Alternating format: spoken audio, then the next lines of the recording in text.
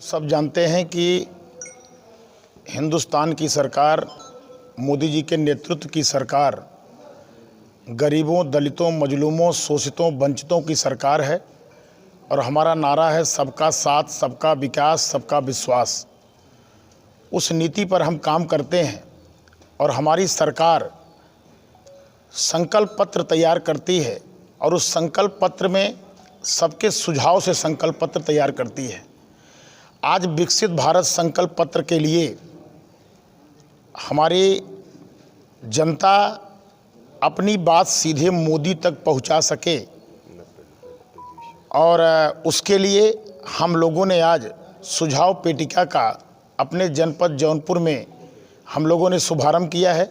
हमारे कार्यकर्ताओं के माध्यम से गांव, गली, हर वार्डों तक यह पेटिका जाएगी और इस पेटिका के माध्यम से हर व्यक्ति, हर समुदाय का व्यक्ति अपने सुझावों को सीधे मोदी तक वो भेज सकते हैं और साथ में मिस कॉल के माध्यम से वो जुड़ भी सकते हैं। 90-90-90-20-24 पर जो है अपना सुझाव वो रिकॉर्ड भी करा सकते हैं। यानी कि लोग घोषणा पत्र तैयार करते हैं, हम संकल्प पत्र तैयार करते हैं, लेकिन उस संकल्प पत्र में ऐसा नहीं कि कुछ लोग, चंद लोग उसको तैयार करते हों।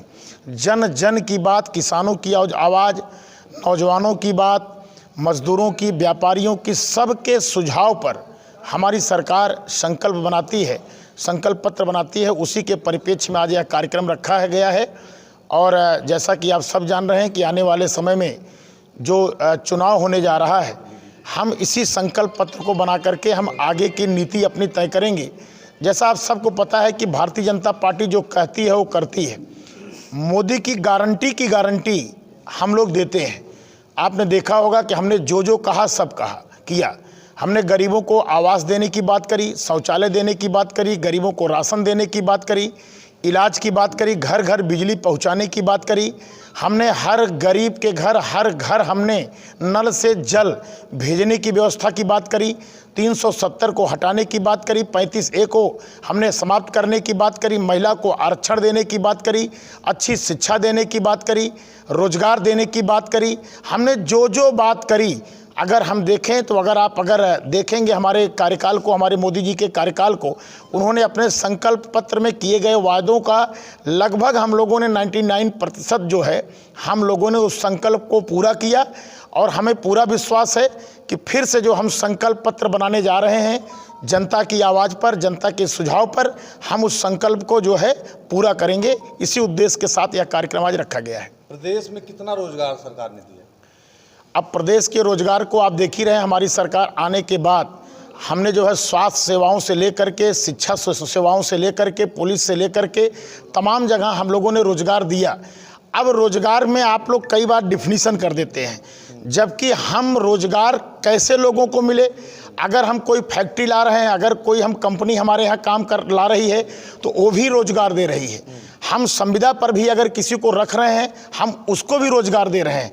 हम अगर बिजली की व्यवस्था अच्छी कर रहे हैं, अगर गांव में बिजली अच्छी मिल रही है तो वहाँ पर भी हम रोजगार उत्पन्न कर रहे हैं। लोग छोटे मोटे कल कारखाने लगा करके वहाँ भी रोजगार उपा सकते हैं। यानी अगर देखा जाए तो जितनी हमारी सरकार में, केंद्र की सरकार में और राज्य की सरकार में हमने रोजगार दिया है विभिन्न योजनाओं के तहत। आज मैं जिस विधानसभा का विधायक हूँ, उसे विधानसभा की बात नहीं करनी चाहिए, लेकिन मैं अपनी विधानसभा की बात अगर करूँ तो कम से कम समूह के ही माध्यम से 10,000 महिलाएं समूह के माध्यम से आज रोजगार पा रही हैं। इस तरीके से विभिन्न क्षेत्रों में हम लोग जो है लोगों को रोजगार देने का काम करते हैं। विपक्ष कहता है जो भी परीक्षाएं सरकार कराती है सब फेल हो जाता है, कहीं कहीं पेपर आउट हो रहा है लगातार यूपी पुलिस। चलिए, अगर विपक्ष कह रहा है, अगर हमको कहीं खामी निकलती है, कहीं खामी कोई बताता है, हम उस पर कार्रवाई भी करते हैं। लेकिन विपक्ष की सरकारों में PCS की परीक्षा में क्या होता था ये सबको पता है, पुलिस की भर्ती में क्या होता था सबको पता है, बैकलॉग की भर्ती के तहत कितने लोगों को जो है नौकरियां दी जाती थी सबको पता है। पिछली सरकार में यही DM और कलेक्टर के पास लेखपालों की सूची आती थी कि इनको बनाना है लेखपाल, वही लोग लेखपाल बनते थे। हमारी हमारी सरकार में हम प्राइवेट लिमिटेड कंपनी बना करके काम नहीं कराते हैं। हमारी सरकार में जो मेधावी छात्र हैं, जो योग्य हैं, हम उनको नौकरी देने का काम करते हैं, चाहे वो सरकारी नौकरी हो, चाहे प्राइवेट नौकरी हो, चाहे संविदा की नौकरी हो। हमारे यहाँ कोई जालसाजी, कोई भ्रष्टाचार नहीं कर सकता है। अगर कहीं से कोई शिकायत आती है तो हम उस पर कार्रवाई करने का भी काम करते हैं। आपने कहा प्राइवेट लिमिटेड की बात की, कितना आपने अपने जनपद में कौन सा रोजगार दिया, कौन सा प्लांट बड़ा बैठा है जिससे युवाओं को रोजगार मिल सके? आप अगर मेडिकल कॉलेज में ही जाइए तो मेडिकल कॉलेज में आप जाके दिखाइए, सफाई कर्मचारी से लेकर के नर्स से लेकर के वार्ड बॉय से लेकर के कम से कम सैकड़ों लोगों को रोजगार मिला है।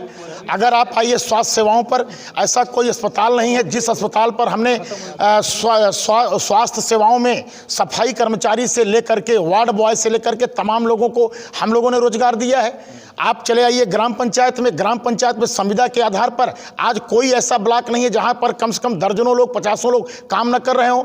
तहसील स्तर पर आ जाइए, तहसील स्तर पर कर्मचारी के अलावा हम लोग प्राइवेट लोगों को लेकर के उनसे भी हम लोग काम कराते हैं। ये रोजगार ही तो मिल रहा है। आपने कहा कि जो आज का रोजगार ऐसे माना जाता है जो कोई बड़ा प्लांट लगा, जैसे अमूल बनारस में लगा, जी, जौनपुर को क्या मिला? जौनपुर में हमारा प्रयास जारी है। जौनपुर में अभी हमारी सरकार ने शाहगंज को कॉरिडोर घोषित किया है। शाहगंज में हम औद्योगिक के लिए पूरी जगह हमने आरक्षित किया है और उसमें लगभग जो जानकारियां मिल रही हैं कि समथिंग कुछ करोड़ रुपए उसमें जारी भी हो गई है। हम वहां पर जो बनाने जा रहे हैं वहां पर कई फैक्ट्रियां आ रही, कई प्लांट आ रहे हैं। हमारे बदलापुर में ही औद्योगिक क्षेत्र घोषित हुआ है, बछुआर गाँव में, वहाँ भी सरकार उद्योग लगाने जा रही है। आपने कहा कि प्राइवेट